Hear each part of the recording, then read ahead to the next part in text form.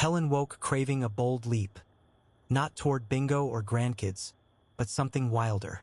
65 years in Auckland had taught her to spot life's quiet nudges, and today's felt like a shove. A paintbrush left in her mailbox, bristles still damp. Odd, she hadn't touched art since '89, back when her hands knew purpose beyond pruning roses. But retirement had left her restless, a puzzle missing its centerpiece. Across town, flyers for a community art fair fluttered, open to all, no experience needed. Helen's fingers twitched toward that old paintbrush tucked in a kitchen drawer. Same one she'd used to doodle sunflowers on her kids' lunchboxes decades ago. Now it felt like holding a lightning rod in a storm of what next. Retirement had left her untethered. A kite cut loose mid-flight, and bingo halls smelled like mothballs and surrender. Auckland's weekend art fair buzzed with color, pulling her in. Canvas tents flapped like sails, vendors hawking handmade pottery, vibrant oils, woven flax pendants. Helen hovered near a watercolor demo, heart pounding as if she'd been caught sneaking cookies. What if her hands, stiff from years of typing reports, betrayed her?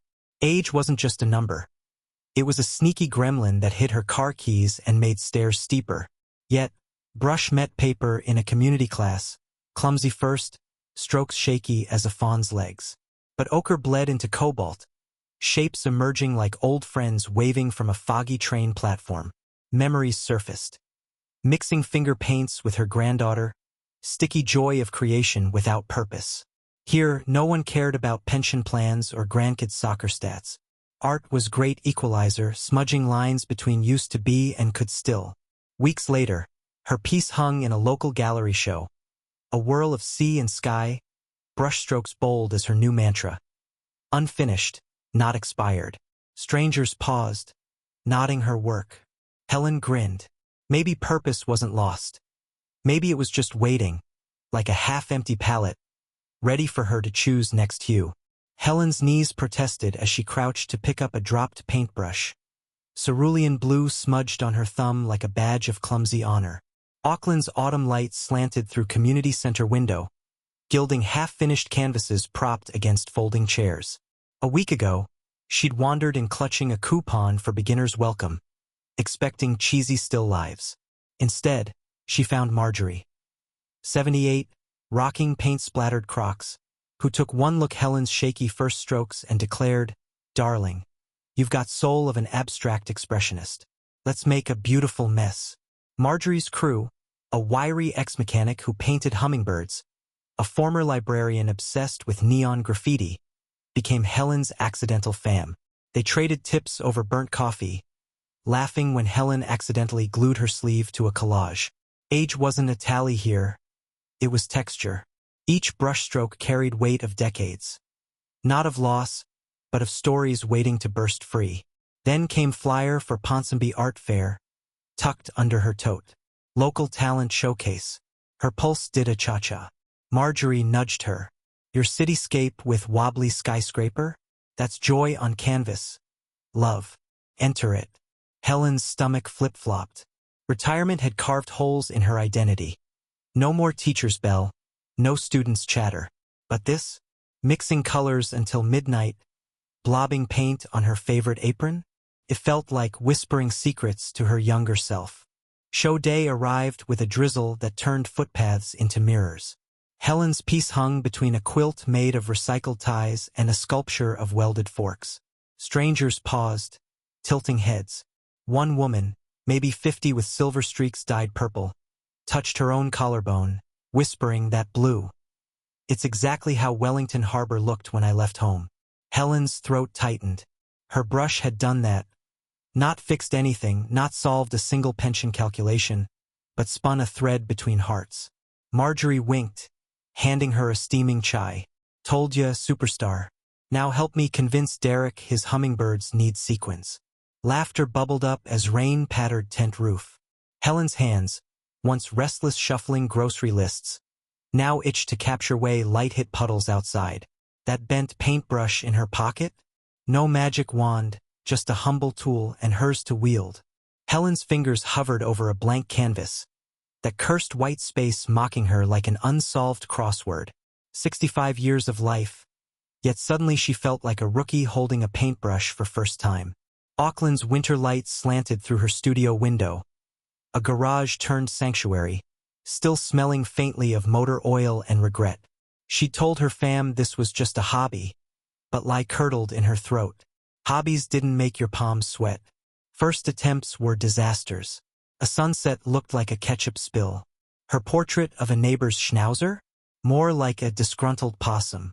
Woman chucked it in bin, then fished it out an hour later, scowling. Quitting was for people who enjoyed Sudoku. She mixed colors with stubbornness of someone who'd once wrangled 3 toddlers through a supermarket checkout. Then came flyer for community art fair, tacked up beside a notice for chair yoga. She snorted, her downward dog days were over, but something about bold font snagged her. Local artists. All ages welcome. No judges, just vibes. She signed up before courage could bail. Prepping her pieces felt like assembling an identity from scraps. That half-decent seascape took 12 layers to hide her shaky lines. Abstract piece? Born when she'd rage-smeared cobalt after a grandkid called her vintage. Cheeky bugger. Yet under studio's single bulb, something hummed in her chest.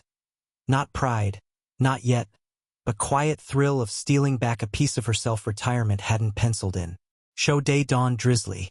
Woman lugged her canvases into hall, heart thumping like she'd chugged espresso. Around her, 20-somethings in paint-splattered overalls lounged beside silver-haired potters. No one glanced twice her age, just art.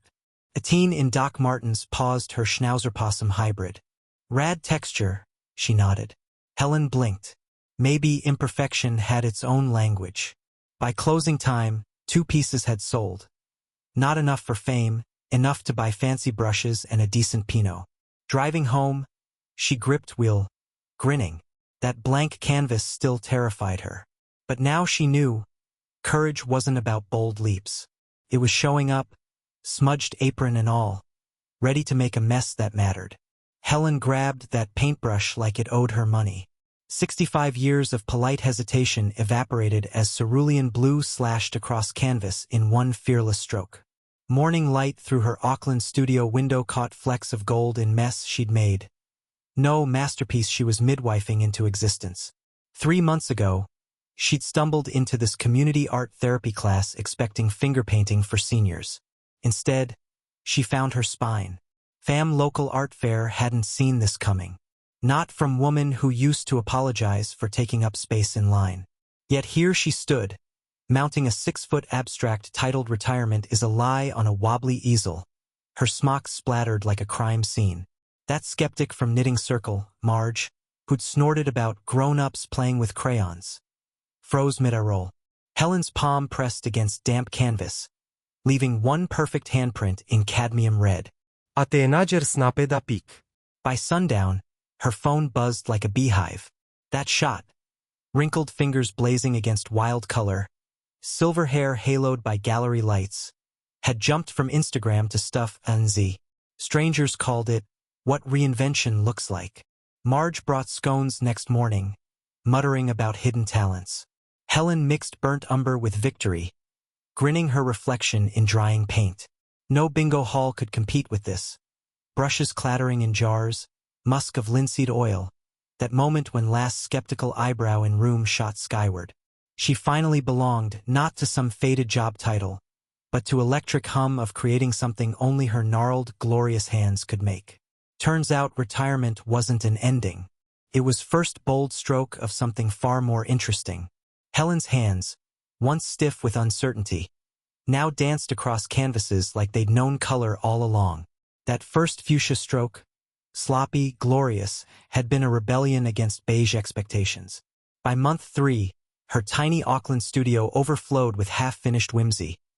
A kiwi bird in sunglasses, a seascape that smelled suspiciously of Marmite, odd habit, but inspiration struck where it pleased. Community art fairs became her jam. She lugged paintings to stalls between hipster ceramists and teens hawking neon resin jewelry, grinning when passers-by mistook her for one of those cool grannies. Joke was on them, she was. Then came Game Changer. guiding fellow retirees through their own creative awakenings. Nervous Nellies clutched brushes like lifelines until Helen showed them how to mess up joyfully. Soon, her crew's collaborative mural, a riot of Pacific waves and silver ferns, hung in local library, tagged over 65 and over here slang. Paintbrush now symbolized more than art. It was a bridge. Helen hosted pop-up workshops in parks, bribing shy newcomers with homemade Anzac biscuits. Even her old accounting firm commissioned a piece titled Balance Sheet of Dreams because irony deserved framing. By 67, she'd stopped counting birthdays and started counting canvases donated to hospice centers. 42. Her mantra? Retirement isn't an epilogue. It's your wildest draft. Grab a brush, blaze your next chapter bold.